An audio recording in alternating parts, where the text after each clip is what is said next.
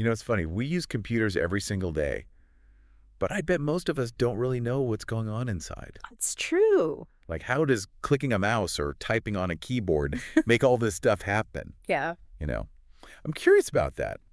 So we're going to do a deep dive today, thanks to you, our listener. Right. You wanted to learn more about computers and what's going on inside, so we're going to try to answer that question today. Absolutely. You sent us some really interesting sources, including a PDF with a ton of visuals and even some QR codes. Yeah, they're really cool. Buckle up. I learned something really interesting from the sources you sent in. Okay. Did you know that the word computer originally referred to a person who did calculations? That's right. I know, it's wild. It's crazy how the definition evolved along with the technology. It is. And nowadays, a computer is defined as an electronic device that processes information based on a set of instructions. Okay. It takes in data, it crunches it, and then it spits out results. Okay, so data and instructions go in, and then what? How does this crunching actually happen? Well, that's where the magic of hardware and software comes in. Okay. Our sources dive into both, but let's start with the hardware. I'm guessing that's the physical stuff, the parts we can actually touch. You got it. The hardware is the computer's body. Okay. And actually, your source provided a neat visual breakdown of all the hardware inside of a typical laptop. We see the CPU mentioned a lot, often referred to as the brain of the computer. Is that a fair comparison? Yeah, it's an analogy that works well to a point. Like our brains, the CPU or central processing unit is responsible for processing information and making decisions. Okay.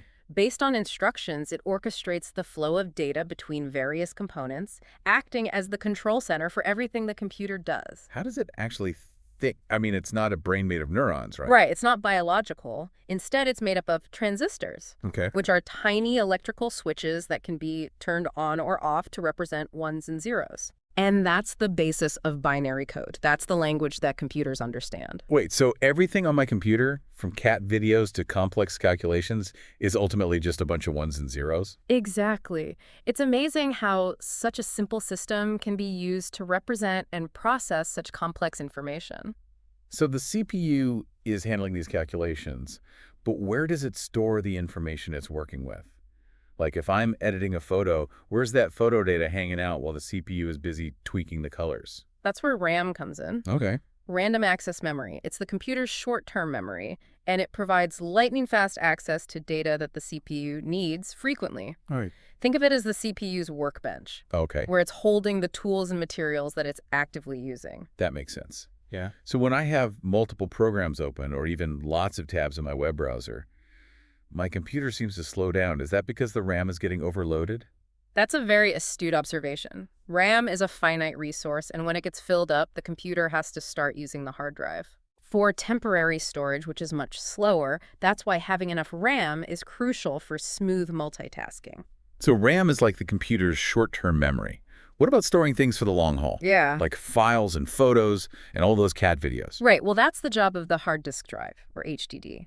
And that is where your data lives permanently, even when the computer is powered off. Think of it like a vast library with shelves upon shelves of information ready to be accessed whenever you need it. All right, so we've got the CPU as the brain, RAM as the workbench, and HDD as the library.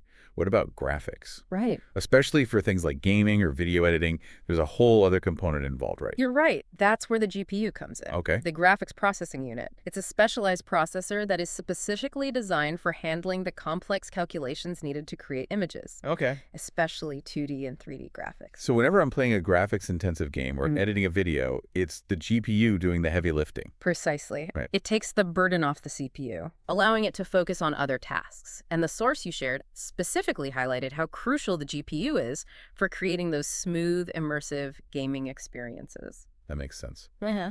Now, our source also mentions ROM. What's that all about? ROM stands for read-only memory, and it's a bit different from RAM and the hard drive. Okay. It contains essential instructions that are permanently etched onto the chip. These instructions are vital for the computer to boot up and perform basic functions. It's like the computer's fundamental rulebook. It ensures that it starts up correctly and can interact with basic hardware. Interesting. So it's not something we can change or modify. Exactly. It's read-only, meaning it's there to provide those initial instructions, and it's not designed to be overwritten or changed by the user. Okay, so we've covered the core hardware components. Mm, The CPU, the RAM, the hard drive, the GPU, and the ROM. right. It's a lot of parts working together. Yeah. But how do they know what to do? Yeah. That's where software comes in, right? Absolutely, and that's where things get even more fascinating. But before we jump into software, why don't we take a moment to let our listener absorb all this hardware info? Okay, so we've explored the physical side of things, the hardware, Right. but we've only scratched the surface of how a computer actually does anything. Yeah. That's where software comes in, right? This mysterious realm of code and instructions. Yeah. You hit the nail on the head. Okay. Think of software as the brain power behind the brawn, you know? Uh-huh. Without software, all that impressive hardware we talked about would just be inert components. So it's the software that actually tells the hardware what to do, turning those electrical signals and binary code into meaningful actions. Exactly. It bridges the gap between the physical and the digital, Okay. enabling us to interact with computers in a way that makes sense to us. Okay, I'm starting to see the bigger picture here, but software itself seems pretty complex. Right. What are the key elements that make up software?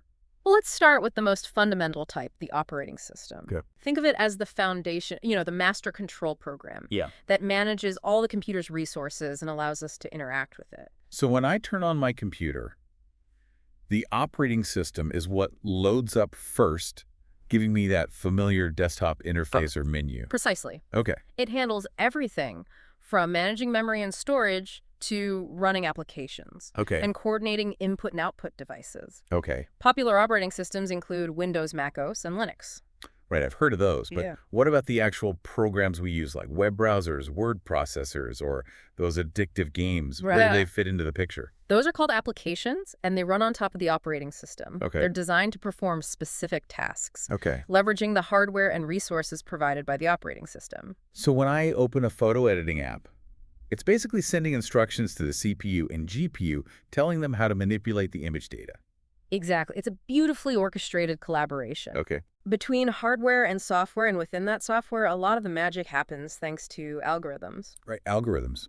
Our source mentions those. Yeah. But I admit the concept still feels a bit fuzzy to me. Sure. Think of an algorithm as a set of step-by-step instructions. Okay? For solving a specific problem or completing a task, it's like a recipe that the computer follows meticulously to achieve a desired outcome. So even something as simple as sorting a list of names alphabetically involves an algorithm. Absolutely. Algorithms are everywhere in software. Wow. From basic tasks like searching and sorting to complex operations like facial recognition and predicting traffic patterns. Wow, that's pretty mind-blowing. Yeah. But I'm still a bit fuzzy on how all these pieces fit together in practice. How does all this hardware and software actually interact to, say, load a web page when I click a link? That's a great question, and it perfectly illustrates how all these components we've discussed work together seamlessly. Let's break it down step by step. Imagine, I click a link to my favorite news website. Walk me through the journey of that click from my mouse to the website appearing on my screen. All right, so you click the link, and that click is registered by the mouse, which is an input device. Okay. It sends a signal to the operating system, letting it know that an action has occurred. Okay, so the operating system knows I've clicked something. What happens next? The operating system then figures out what that click means. Okay. In this case, it recognizes it as a request to open a specific web page. Okay. It then passes this request to the web browser application, which is the software designed to handle web pages. So the browser steps in what's happening inside the browser now. The browser takes that web address Okay.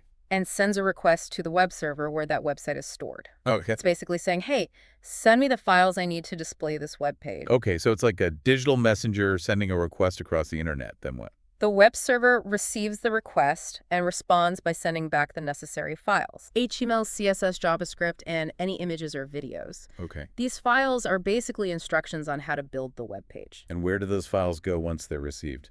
They arrive at your computer and are temporarily stored in RAM. Right, RAM, that fast access memory we talked about earlier. That's right, exactly. Okay, so the files are now in RAM, ready to be used. What role does the CPU play at this stage? The CPU comes in and starts processing those files. Okay. It reads the instructions in the HTML, CSS, and JavaScript files, figuring out how to structure the web page, style it, and make it interactive.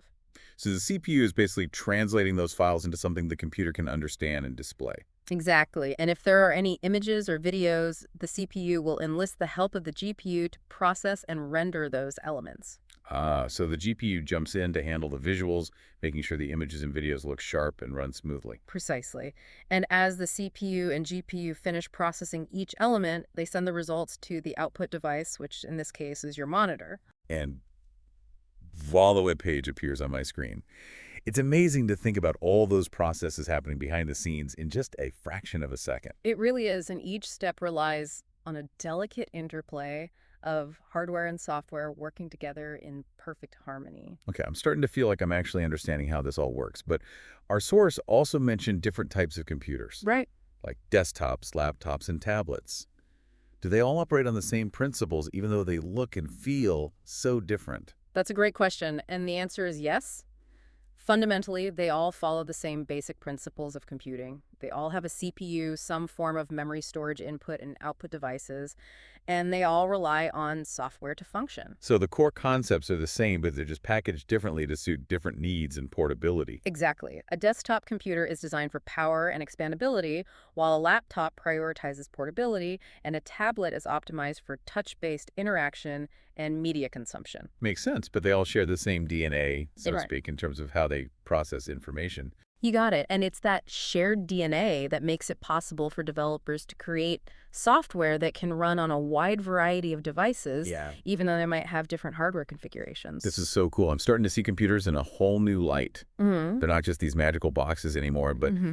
intricate systems with clearly defined roles for each component. Yeah. But as we wrap up this part of our deep dive, I'm curious, what does all this understanding actually give us, apart from satisfying our curiosity? That's a fantastic question, and one we should definitely explore. Why don't we let that simmer with our listener for a moment? Okay, so we've taken this incredible journey inside a computer, from the physical components to the software that brings it all to life.